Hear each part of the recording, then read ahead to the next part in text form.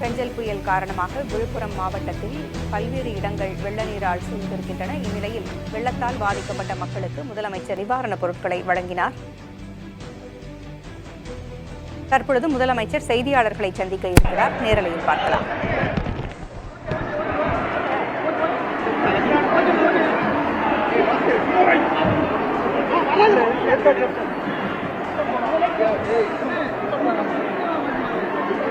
பெஞ்சல் புயலின் காரணமாக தமிழ்நாட்டில் பரவலாக கடுமையான மழைப்பொழிவை சந்தித்து வருகின்றன. குறிப்பாக விழுப்புரம், கள்ளக்குறிச்சி, திருவண்ணாமலை, கடலூர் ஆகிய மாவட்டங்கள் இதுவரை கண்டிராத மழையை சந்திக்கக்கூடிய ஒரு சூழ்நிலை ஏற்பட்டிருக்கிறது. கடந்த 2 நாட்களாக இந்த மழை தொடர்ந்து பெய்து கொண்டிருக்கிறது. இவை அல்லாமல் மற்ற மாவட்டங்களிலும் மழையின் அளவு வழக்கத்தை விட அதிகமான வகையில் பொழிந்திருக்கிறது. இந்த புயல் தொடங்குவதற்கு முன்பே அரசின் சார்பில் முன்னெச்சரிக்கை நடவடிக்கை எடுப்பதற்காக பல்வேறு ஆய்வுக் கூட்டங்களை தொடர்ந்து நடத்தி உரிய நடவடிக்கையை முன்கூட்டியே மேற்கொண்டது என்பது உங்களுக்கெல்லாம் நன்றாக தெரியும். அதேபோல மாண்புமிகு அமைச்சர் பெருமக்கள் மற்றும் கண்காணிப்பு அலுவலர்கள் அந்தந்த மாவட்டத்திற்கு அனுப்பி வைக்கப்பட்டனர். மேலும் தொடர்புடைய ஆட்சித் தலைவர்களோடு நாங்கள் தொடர்பு கொண்டு இந்த விவரங்கள் எல்லாம் தெரிவித்துக் கொண்டிருந்தோம். அதேபோல் காணொலி மூலமாகவும் அவர்களை தொடர்பு கொண்டு ஆய்வுக் கூட்டங்களை தொடர்ந்து நடத்தி அறிவுரைகள், ஆலோசனைகள் வழங்கப்பட்டிருக்கிறது.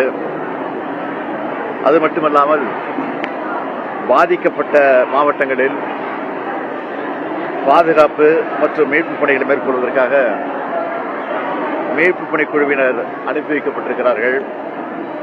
குறிப்பாக விழுப்புரம் மாவட்டத்திற்கு சுமார் 407 வீரர்களை உள்ளடக்கிய 7 தேசிய பேரிடர் மேலாண்மை குழுக்களும் 8 மாநில பேரிடர் மேலாண்மை குழுக்களும் என மொத்தம் 15 குழுக்களும், கடலூர் மாவட்டத்திற்கு 56 வீரர்களை கொண்ட 2 குழுக்களும், திருவண்ணாமலை மாவட்டத்திற்கு 30 வீரர்களை கொண்ட ஒரு குழுவும் ஆக மொத்தம் 3 மாவட்டங்களுக்கும் 493 மீட்பு குழு வீரர்கள் 18 குழுக்களாக அனுப்பி வைக்கப்பட்டனர். மீட்பு பணி குழுவினரோடு மாநிலத்து தீயணைப்பு மற்றும் மீட்பு பணித்துறையை சார்ந்த வீரர்களும் மீட்பு பணியில் ஈடுபடுத்தப்பட்டனர். குறிப்பாக விழுப்புரம் மாவட்டத்தில் 180, கடலூர் மாவட்டத்தில் 247 மற்றும் திருவண்ணாமலை மாவட்டத்தில் 210 என மொத்தம் 637 தீயணைப்புத்துறை அலுவலர்கள் மற்றும் பணியாளர்கள் மீட்பு பணியில் ஈடுபட்டு வருகின்றனர். புயல் மழையிலிருந்து பாதுகாப்பாக பொதுமக்களை தங்க வைக்க தற்போது 147 நிவாரண மையங்கள் செயல்பட்டு வருகின்றன. அதில் 7876 நபர்கள் தங்க வைக்கப்பட்டிருக்கிறார்கள். அவர்களுக்கு தேவையான குடிநீர் வசதி, உணவு மற்றும் மருத்துவ வசதிகள் தொடர்ந்து செய்யப்பட்டுக் கொண்டிருக்கிறது. விழுப்புரம் மாவட்டம் பெரும் பாதிப்படைந்து மின்சாரம் இன்றி பல பகுதிகள், பல கிராமங்கள், பல பேரூராட்சிகள் எல்லாம் கூட பல சிக்கலை சந்திக்க வேண்டிய சூழ்நிலை ஏற்பட்டிருக்கிறது. அதையும் சரி செய்வதற்கான 900 பேர் அந்த பணிகளை இன்றைக்கு மின்வாரியத்துறையின் சார்பில் ஈடுபட்டிருக்கிறார்கள். தண்ணீர் தேங்கியிருக்க இடங்கள் எல்லாம் உடனடியாக மின்சாரம் தர முடியாத ஒரு சூழ்நிலை இருக்கிறது. ஆனால் தண்ணீர் வடிந்த பகுதிகளெல்லாம் உடனுக்குடன் அந்த மின் இணைப்பு வழங்கப்பட்டு அங்கெல்லாம் மின்சாரம். தற்போது மழையினுடைய அளவு கடலோர மாவட்டங்களில் குறைந்திருந்தாலும் உள் மாவட்டங்களில் தொடர்ந்து மழை பெய்து வருகிறது. குறிப்பாக திருவண்ணாமலை மாவட்டத்திற்கு மூத்த இந்திய ஆட்சிப் பணி அலுவலர் திரு அன்சுல் மிஸ்ரா அவர்கள் தலைமையில் மீட்பு மற்றும் நிவாரணப் பணிகள் தீவிரப்படுத்த ஒரு சிறப்பு குழு அனுப்பி வைக்கப்பட்டிருக்கிறது. பயிர் சேதங்களை பொறுத்த வரையில் விழுப்புரம், கள்ளக்குறிச்சி, திருவண்ணாமலை ஆகிய மாவட்டங்களில் நெற்பயிர்கள் மூழ்கியிருக்கிறது. தற்போதைய உத்தேசத்தின்படி பார்த்தால், கணக்கெடுப்பின்படி 1,29,000 ஹெக்டேர் பரப்பளவிற்கு சேதம் ஏற்பட்டிருப்பதாக புள்ளி விவரம் பெறப்பட்டிருக்கிறது. மழை முழுவதுமாக நின்றதற்கு பிறகு, தேங்கியுள்ள நீர் வடிந்ததற்கு பிறகு முழுமையான கணக்கெடுப்பு நடத்தி பாதிக்கப்பட்ட மக்களுக்கு உரிய நடவடிக்கை, நிவாரணம் நிச்சயமாக வழங்கப்படும். அதேபோல் இந்த பணியின் ஈடுபட்டிருக்கக்கூடிய நம்முடைய களப்பணியாளர்கள் பல்வேறு மாவட்டங்களிலிருந்து வரவழைக்கப்பட்டிருக்கிறார்கள் என்பது குறிப்பிடத்தக்கது. இந்த புயலின் காரணமாக உயிரிழந்த குடும்பங்களுக்கும் சேதமடைந்த வீடுகள் மற்றும் கால்நடைகளுக்கும் உரிய நிவாரணமும் வழங்கப்படுகிறது. மாண்புமிகு துணை முதலமைச்சர், மாண்புமிகு அமைச்சர் பெருமக்கள், மக்கள் பிரதிநிதிகள், கண்காணிப்பு அலுவலர்கள், மாவட்ட ஆட்சியர்கள், பேரிடர் மீட்புக் குழுவினர் மற்றும் அனைத்து அரசு துறை அலுவலர்களும் முழுமையான அர்ப்பணிப்பு உணர்வோடு மீட்பு பணியில் ஈடுபட்டு வருகிறார்கள். நானும் சென்னையில கள ஆய்வுக் கூட்டங்களை நடத்தியதோடு தற்போது இங்கு வந்து பாதிக்கப்பட்ட பகுதியையும் ஓரளவுக்கு பார்வையிட்டிருந்திருக்கிறேன். ஆய்வுகளை மேற்கொண்டிருக்கிறேன். வரும் வழியில தற்போது கடலூர், தருமபுரி, கிருஷ்ணகிரி, திருவண்ணாமலை மாவட்டங்களுடைய பொறுப்பு அமைச்சர்கள் மற்றும் மாவட்ட ஆட்சித்தலைவர்களோடு ஆலோசனை மேற்கொண்டு அங்குள்ள நிலவரங்களையும் நான் ஓரளவுக்கு கேட்டறிந்திருக்கிறேன். பாதிக்கப்பட்ட மக்களை உடனடியாக பாதிப்பிலிருந்து மீட்டு இயல்பு வாழ்க்கைக்கு கொண்டு வர உடனடியாக அதற்குரிய பணியை செய்திட வேண்டும் என்று அவர்களுக்கு நான் அறிவுறுத்தியிருக்கிறேன்.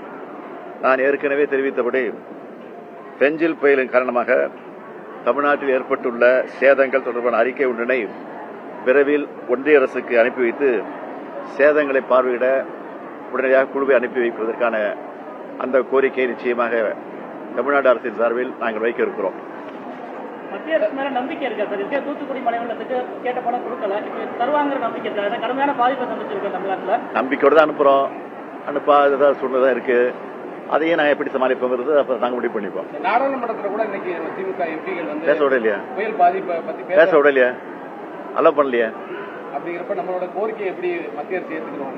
நாங்கள் முறைப்படி எங்களுடைய கடமை எவ்வளவு சேதாரம் ஏற்பட்டிருக்கு, எவ்வளவு நிவாரண பணிகள் ஈடுபட்டு இருக்கிறோம் நாங்கள் தெரியும் உங்களுக்கு. அது மக்கள் எவ்வளவு பாதிக்கப்பட்டிருக்கிறாங்க, விவசாயத்தை பொறுத்த வரைக்கும் எப்படிப்பட்ட சூழ்நிலை ஏற்பட்டிருக்கு, தண்ணியில் மூழ்கி இருக்கு, அதெல்லாம் கணக்கெடுத்து நிச்சயமாக அனுப்பிச்சு வைப்போம். அது எங்களுடைய கடமை. அது செய்ய வேண்டியது அவங்களுடைய கடமை. ஆனால் செய்ய ஒவ்வொருதையும் அவங்க மறுத்துட்டு தான் இருக்கிறாங்க. இருந்தாலும் அதையும் மீறி நாங்கள் செஞ்சுட்டு தான் இருக்கிறோம். பார்ப்போம். முன்னாள் முதலமைச்சர் எடப்பாடி பழனிசாமி கடுமையான குற்றச்சாட்டுகளை முன்வைக்கிறாரு. நாங்களாம் எங்க ஆட்சியில் வந்து உடனடியாக பயிர் நிவாரணம் கொடுத்தோம், வருடத்துக்கு 2 இழப்பீடு கொடுத்தோம்னு சொல்றாரு.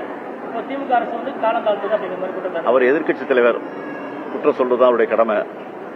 அதை பத்தி நாங்க என்னைக்கு கவலைப்பட்டதில்லை. இருந்தாலும் நான் சொல்றேன், மக்களுக்கு தெளிவா தெரியும் எந்த ஆட்சியில மக்களுக்குரிய பணிகள்லாம் சிறப்பாக நடந்துட்டு இருக்கிறது நல்லா தெரியும்.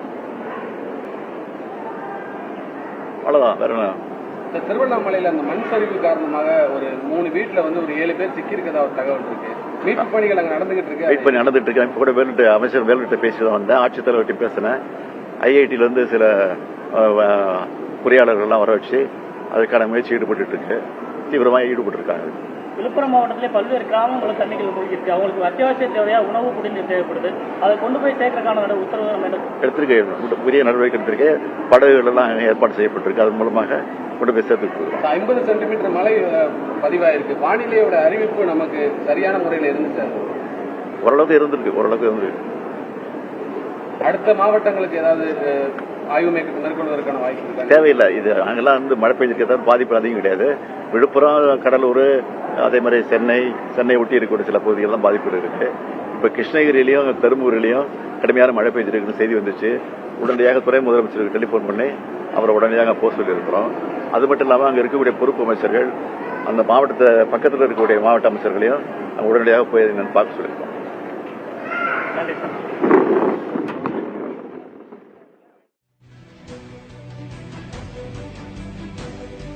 விழுப்புரம் மாவட்டத்தில் பெஞ்சல் புயலால் பாதிக்கப்பட்ட பகுதிகளை ஆய்வு செய்த பிறகு முதலமைச்சர் செய்தியாளர்களை சந்தித்தார். பல்வேறு இடங்களை தான் ஆய்வு செய்ததாகவும், அதிகாரிகளை கொண்டு முழுவதுமாக ஆய்வு செய்து பயிர்களுக்கும் கால்நடைகளுக்கும் ஏற்பட்ட சேதம் குறித்து அவற்றுக்கு நிவாரணத் தொகை வழங்கப்படும் என்றும், பாதிக்கப்பட்ட மக்களுக்கு இயல்பு வாழ்க்கைக்கு திரும்புவதற்கு அதிவேகமாக நடவடிக்கை எடுக்க அதிகாரிகளுக்கு உத்தரவிட்டிருப்பதாகவும் அவர் பேசினார்.